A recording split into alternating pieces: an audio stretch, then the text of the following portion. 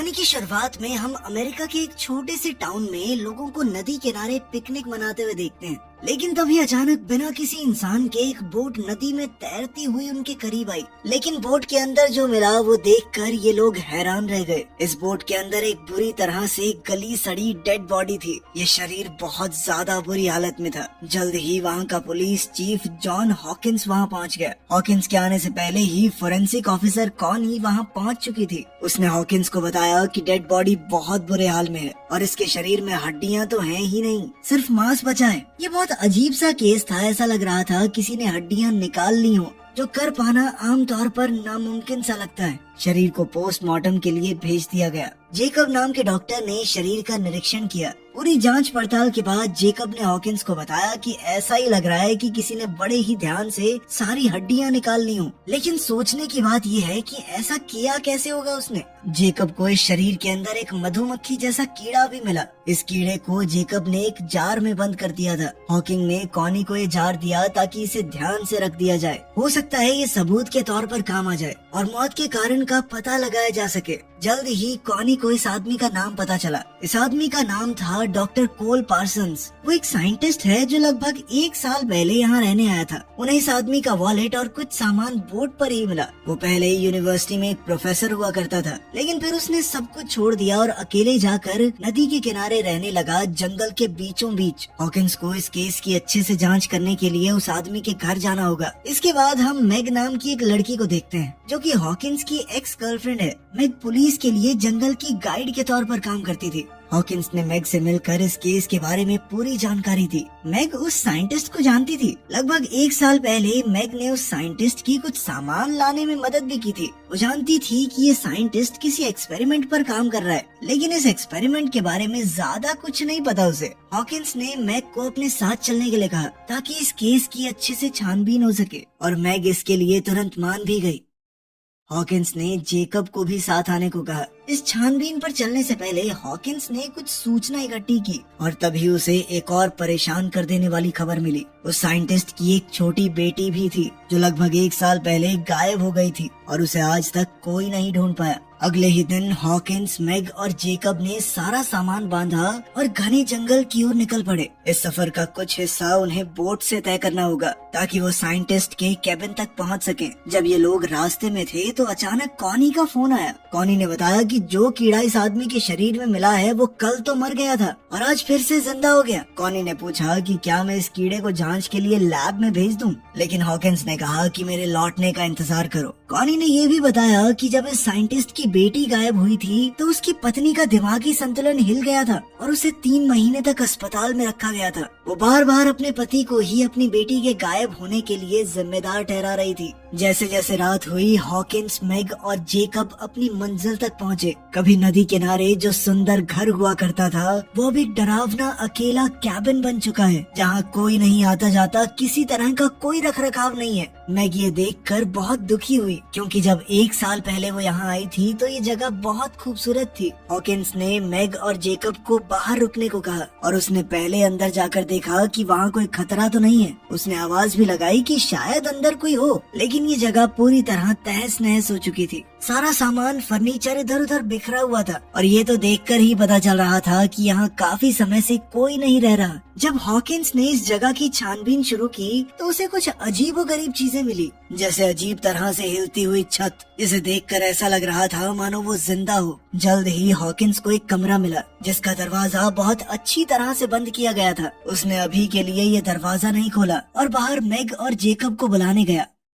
रात बहुत ज्यादा हो गई थी, इसीलिए उन्होंने सोचा कि जंगल में वापस जाना सही नहीं रहेगा, रात को यहीं रुक जाते हैं। लेकिन इस जगह का माहौल बहुत ही अजीब और डरावना था। घर में घूमते हुए भी अजीब और डरावनी आवाजें गूंज रही थी। हॉकिंस ने कहा कि डरने की बात नहीं है, ये आवाजें किसी चूहे या रकून की होंगी। लेकिन असल में तो टेंशन बढ़ती गई। अचानक इस कैबिन की लाइटें जलने बुझने लगी, जिससे ये जगह और भी ज्यादा अजीब और डरावनी लगने लगी। जल्द ही उन्हें एक बेसमेंट का दरवाजा दिखाई दिया। उन्होंने सोचा कि नींद तो यहाँ वैसे भी नहीं आएगी, तो थोड़ी छानबीन ही कर लेते हैं। नीचे बेसमेंट में उन्हें एक बड़ी बिजली पैदा करने वाली मशीन मिली। ये अजीब सी मशीन एक बड़े इंडस्ट्रियल चार्जर जैसी लग रही है। पूरी तरह इस मशीन का क्या काम है ये उन्हें भी समझ नहीं आया। लेकिन ये मशीन काफी ताकतवर और खतरनाक लग रही है। हॉकिंस ने जो रिसर्च यहाँ आने से पहले की थी उसमें भी ऐसी किसी मशीन का जिक्र था। इस घर की रसोई में छानबीन करते हुए उन्हें पता चला कि रसोई की अलमारी से कुछ तारें ऊपर की तरफ जा रही हैं। इन तीनों ने अंदाजा लगाया कि जो भी मशीन इस घर में मौजूद है वो जरूर ऊपर वाले कमरे में होगी। खैर जो कमरा हॉकिंग को पहले बंद मिला था वो खुद ब खुद खुल गया। हॉकिन ने अपने दोस्तों को बुलाया और तीनों अंदर चले गए।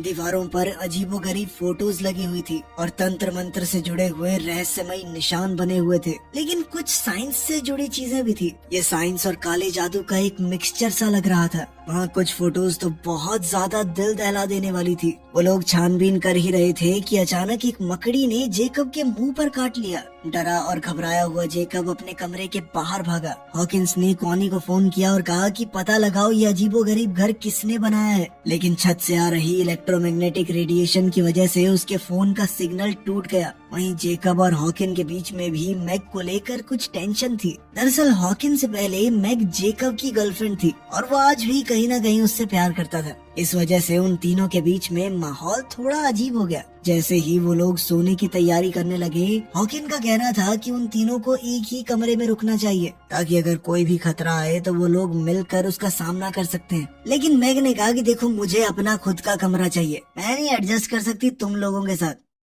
रात को जेकब बहुत बीमार हो गया, शायद उस मकड़ी के काटने की वजह से। कोई भी ठीक से नहीं सो पा रहा था। मैग हॉकिंस के कमरे में आ गई क्योंकि उसे लग रहा था कि इस जगह में कोई बहुत ही बुरी सी शक्ति है। हालांकि उसने आज तक जंगल में बहुत सी रातें अकेली बिताई हैं, लेकिन इस जगह का एहसास कुछ अलग सा है। कोई बहुत बुरी शैतानी शक्ति मौजूद है यहाँ पर। बातों बातों में ये दोनों करीब आ गए और इनके बीच में नजदीकियां बढ़ने लगी। तभी हम देखते हैं कि छत से खुद ब खुद एक सीढ़ी नीचे की तरफ आई। जेकब की हालत बद से बदतर होती जा रही थी। ऐसा लग रहा था मानो वो पूरी तरह से अपने वश में नहीं है। अचानक बाहर से कुछ आवाज आई। मैग और हॉकिंस ने जल्दी से कपड़े पहने। वो हथियार उठाकर बाहर निकले तो सामने एक औरत उनकी तरफ बंदूक ताने खड़ी थी। यह औरत कोई और नहीं बल्कि लिंडा है, डॉक्टर कोल पार्सन की बीवी, जो अपने गुमशुदा पति को ढूंढती हुई यहाँ आई थी। हॉकिंस ने उसे समझाया कि मैं पुलिस वाला हूँ और तुम्हारे पति की डेड बॉडी मिल चुकी है नदी के किनारे। लिंडा को समझ आ गया कि ये लोग उसे कोई नुकसान नहीं पहुंचाएंगे, तो उसने अपनी बंदूक नीचे कर ली। जब ये लोग बातचीत कर रहे थे तो मैग बेसमेंट में गई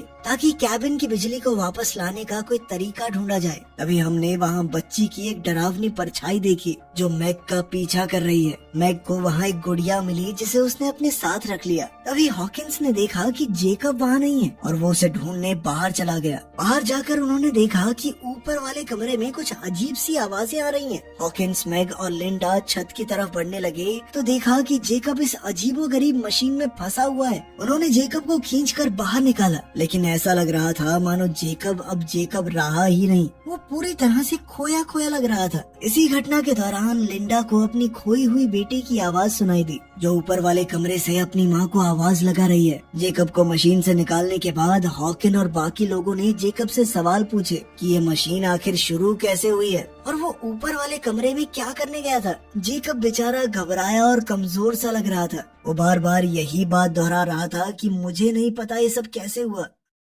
लिंडा उस मशीन के सामने खड़ी होकर थोड़ा घबराई हुई उसे देख रही थी। मैग वहाँ आई और लिंडा से पूछा कि तुम्हें कोई अंदाजा है कि ये मशीन है क्या। लिंडा ने बताया कि ये एक इलेक्ट्रोमैग्नेटिक मशीन है जो बहुत ताकतवर मैग्नेटिक फील्ड बनाने में इस्तेमाल की जाती है। उसने आगाह किया कि ये मशीन इंसानों के लिए बहुत ही ज्यादा खतरनाक और जानलेवा है। हॉकिंस लिंडा को उस कमरे में ले गया जहाँ वो अजीबोगरीब फोटोज दीवारों पर चिपकी हुई थी। लिंडा ये सब देखकर और ज्यादा घबरा गई। वो अपने पति के साथ 10 साल रही है और उसे अच्छी तरह से जानती है कि ये काम उसका बिल्कुल नहीं है। उसने पूरे कॉन्फिडेंस के साथ कहा कि ये काम मेरे पति का बिल्कुल नहीं है। अब उसे डर था कि शायद किसी बेहद डरावनी चीज ने मेरे पति को अपने वश में कर लिया है। तभी हॉकिंस को वहाँ एक लैपटॉप मिला जिस पर पासवर्ड लगा हुआ था, तो वो उसे खोल नहीं पाया। उसने लिंडा से इस पासवर्ड को खोलने में मदद मांगी। इससे पहले कि वो कुछ करते, उन्हें खिड़की से घर के बाहर कोल खड़ा हुआ मिला जो कि जिंदा और बिल्कुल ठीक था। वो घबरा कर बाहर की तरफ भागे और समझ गए कि ये कोई भ्रम नहीं है, कोल सच में जिंदा है। गुस्से में लिंडा ने कोल को एक जोरदार थप्पड़ दे मारा, लेकिन कोल ने कोई उल्टा जवाब नहीं दिया।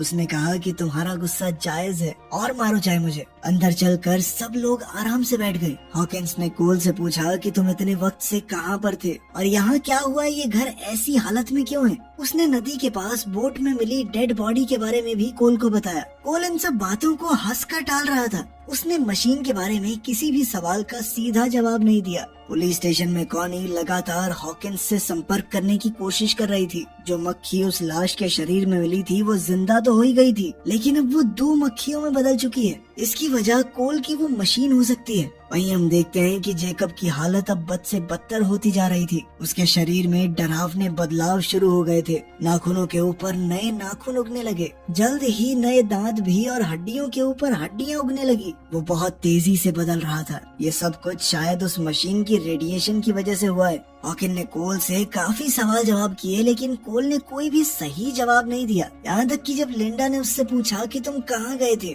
तब भी उसने कोई खास ढंग का जवाब नहीं दिया। और इधर जेकब कोल की बातें इस तरह मान रहा था मानो वो उसका कोई नौकर हो। जब लिंडा जेकब की हालत देखने गई तो उसका शरीर इस तरह से बदला हुआ देखकर वो बहुत ज्यादा डर गई। वो तुरंत हॉकिंस और मैग को बताने गई। जेकब के शरीर में ऐसा भयानक बदलाव देखकर वो लोग समझ गए कि उन्हें जल्द से जल्द यहाँ से निकलना होगा। जब वो लोग बाहर निकले तो देखा कि जिस बोट से वो सब यहाँ पर आए थे वो अब गायब है। हॉकिंस को कोल के ऊपर अब और ज्यादा शक होने लगा, लेकिन कोल अभी भी इन सारी चीजों को मजाक में ले रहा था। हॉकिंस ने गुस्से में अपना आपा खो दिया। उसने कोल को एक जबरदस्त मुक्का दे मारा और उसे बांध दिया ताकि वो आगे किसी चीज में मुसीबत न पैदा कर सके। लिंडा ने कहा कि हमें थोड़ा ढूंढना चाहिए, यहाँ आसपास कोई तो होगा ही जो यहाँ से बाहर निकलने में हमारी मदद कर सके। हॉकिंस और मैग आसपास लोगों की तलाश में वहाँ से निकल गए। वो जल्द ही एक कैंपिंग साइट पर पहुँचे जहाँ बहुत सारा सामान पड़ा था। रहने खाने की जगह भी थी, लेकिन इस कैंप के अंदर बहुत सारी सड़ी गली डेड बॉडीज पड़ी हैं, जिन्हें देखकर वो दोनों तुरंत वहाँ से दूर भागे।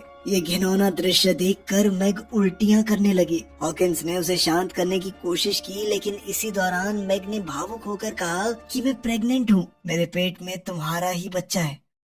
इस वक्त कैबिन में लिंडा कोल के साथ अकेली थी। लिंडा ने जब सच की कड़ियों को जोड़ना शुरू किया तब उसे समझ आया कि कोल ने बहुत सी सच्चाई सबसे छुपा कर रखी है। उसने कोल के लैपटॉप के पासवर्ड में टिंकर बेल डाल दिया, जिससे लैपटॉप तुरंत खुल गया। दरअसल कोल उसे पहले इसी नाम से पुकारा करता था। थोड़ी छानबीन के बाद उसे लैपटॉप में कुछ डरावनी वीडियोस मिली, जिसमें कोल ने कई लोगों पर एक्सपेरिमेंट किया। हर आदमी जो उस मशीन से गुजरा वो अपने अंदर एक बुरी शक्ति के साथ बाहर आया, जैसे कि कोई बुरी ताकत उनके ऊपर कब्जा कर लेती हो। लिंडा को ये भी पता चला कि कोल खुद भी इस मशीन से गुजर चुका है और नदी के किनारे जो लाश मिली थी वो सच में कोल की ही है। और अब जो कोल उनके सामने है वो उसका पति नहीं, एक वैश्य दरिंदा है जिसे इस मशीन ने बनाया है। इन वीडियोस में उसने ये भी देखा कि कोल ने अपनी खुद की बेटी को भी इस भद्दे एक्सपेरिमेंट में बलि चढ़ा दिया। इसी बीच कोल ने लिंडा को उस कमरे में बंद कर दिया ताकि वो उसके काम में अड़चन न डाल पाए।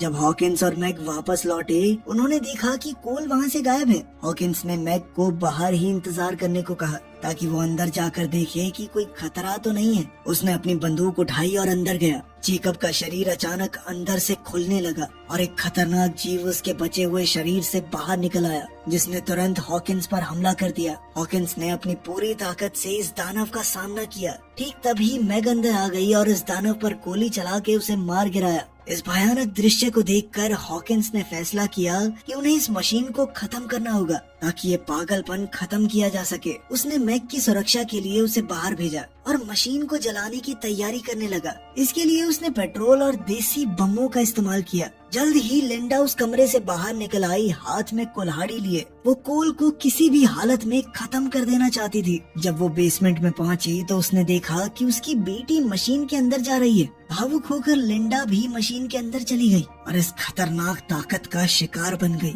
बाहर इसी महीने शिकार हुए लोग जंगल में कहीं कहीं से कैबिन की तरफ बढ़ने लगे। मैग जितने लोगों को मार सकती थी उन्हें मारती रही, लेकिन कोई फायदा नहीं था क्योंकि जंगल से ये अजीबोगरीब इंसान बहुत ज्यादा तेजी से बाहर आने लगे। उधर बेसमेंट में हॉकिंस को पेट्रोल मिला और वो उसे उठाकर ऊपर वाले कमरे में जाने लगा। अब लिंडा का शरीर भी काफी हद तक बदल चुका था, जिस वजह से मैग को मजबूरी में उसे भी गोली चलाकर खत्म करना पड़ा। ऊपर वाले कमरे में हॉकिंस और कोल के बीच हाथापाई शुरू हो गई। कोल ने हॉकिंस की 2 उंगलियां मुंह से काटकर अलग कर दी। हॉकिंस ने एक लोहे की रॉड से कोल का सर कुचल दिया। मौका मिलते ही हॉकिंस ने मशीन को आग लगा दी। आग बहुत जल्दी फैलने लगी थी, इसलिए हॉकिंस ने चिल्लाकर मैग को बाहर जाने के लिए कहा। मैग तो बाहर चली गई, लेकिन कोल दोबारा उठ गया और उसने हॉकिंस को पकड़ लिया ताकि वो बचकर न जा पाए। एक बड़े धमाके से पूरा घर उड़ गया और सब कुछ तबाह हो गया, लेकिन हॉकिंस ने उसे रोकने के चक्कर में अपनी जान कुर्बान कर दी।